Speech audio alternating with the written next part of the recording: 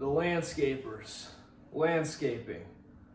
Yeah, you need landscaping to run your affordable housing property. I mean, who else is going to do the landscaping? For those who don't know, landscaping refers to the bushes, the grass, the trees, the irrigation, which is the water that supplies the water to the bushes, the trees, the plants, any type of flowers you may have. All that is landscape. Sometimes you have a big field, grass field, and that needs to be cut. So all that is considered landscape. And the landscaping is one of the things that you are taking care of when you are managing an affordable housing apartment complex, affordable housing community. So, it's very important to take care of the landscape and to have a good landscapers who come in, preferably twice a week. Once a week is too little. Most places, they might try to get you once a week. Don't go for once a week because it's too little. Okay, it has to be at the very minimum twice a week. Ideally 3 times, but the very minimum twice a week, because they also clean up the leaves and they also clean up the any debris that falls. And the reason I say twice a week is because if they're coming in once a week, they're gonna spend their whole morning just blowing all leaves and shit that fall on the ground, and then they won't have time to take care of anything else. So then there's not really much point. Like, you literally just have somebody blowing leaves. But if they have 2 days, they can do some of it one day, do some of it the other day, and also focus on other things that you need them to take care of. So landscaping is very important. Another thing that you want to have is you want to watch the trees. So in the affordable housing sector and the whole affordable housing industry, there is specific regulation as to how the trees need to be in your apartment complex. Yeah, in case you didn't know, there is specific regulation. You have to make sure your tree is in regulation. So an example of that is that the tree cannot touch the building. Say that again. The tree cannot touch the building. If the tree is touching the building, you're gonna have all kinds of pest infestation, because where do the freaking pests come from? They come from the freaking trees. How do they get into the building? Because they cross over because the tree is touching the building. So make sure that you walk around and you're checking all the trees on the property and you're ensuring that none of these trees are touching the building.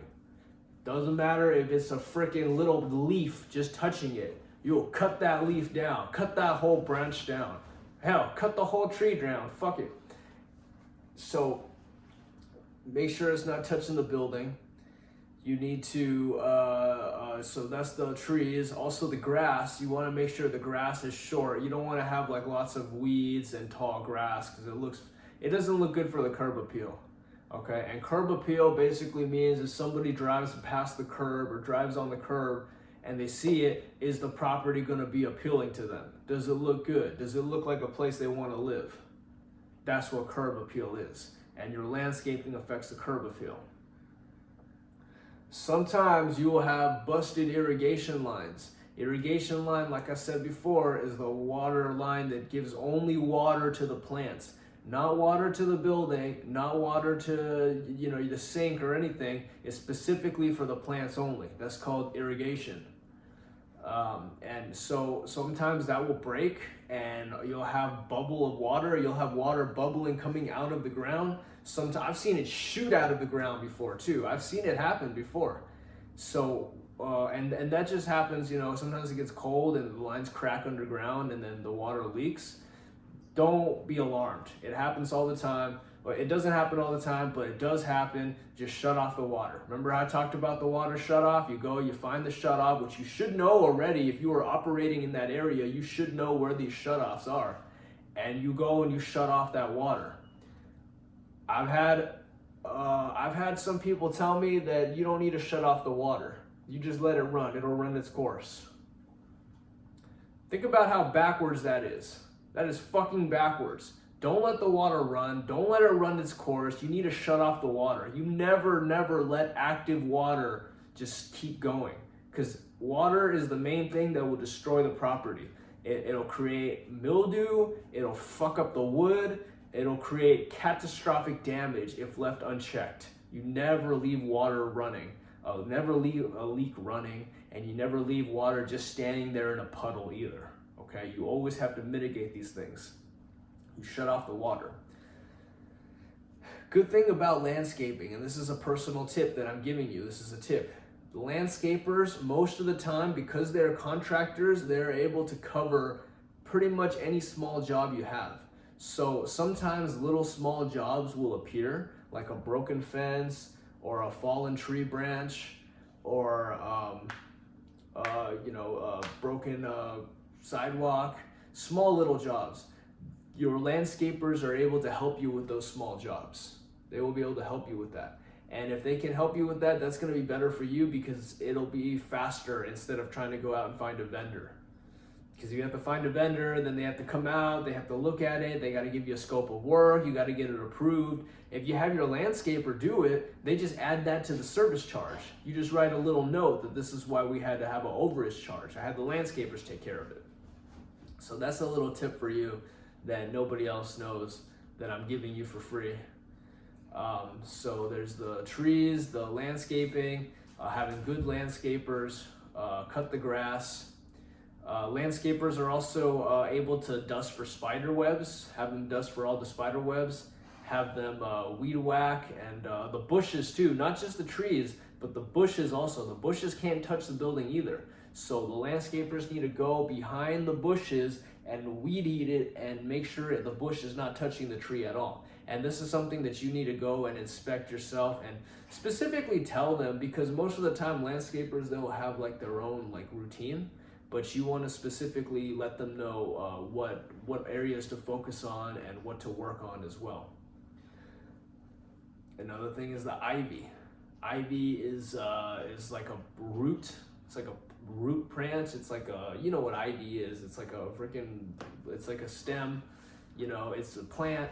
So that ivy, that grows on the side of building, okay?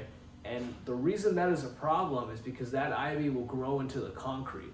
And if it grows into the concrete, it will compromise the integrity of that concrete, okay? It's that strong.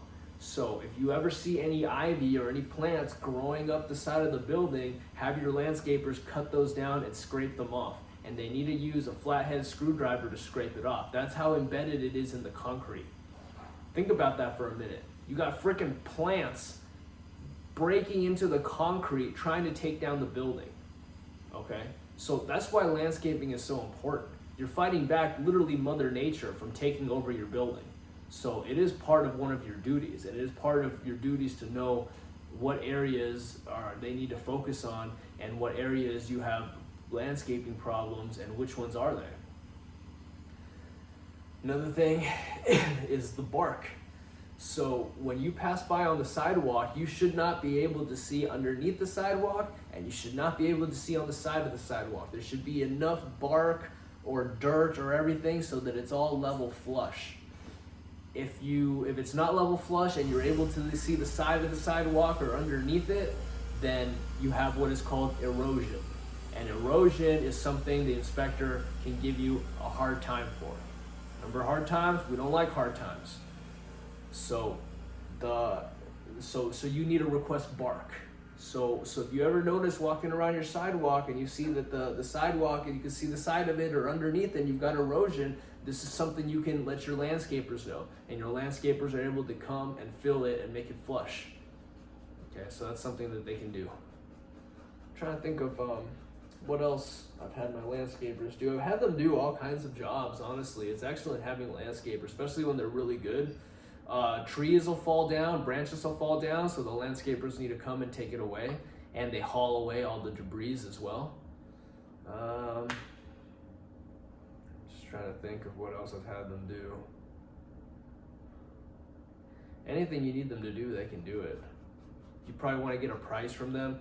When you get to the new property, reach out to the representative, to the landscaping representative. Usually there's one for the area. Reach out to him, talk to him, see how is it.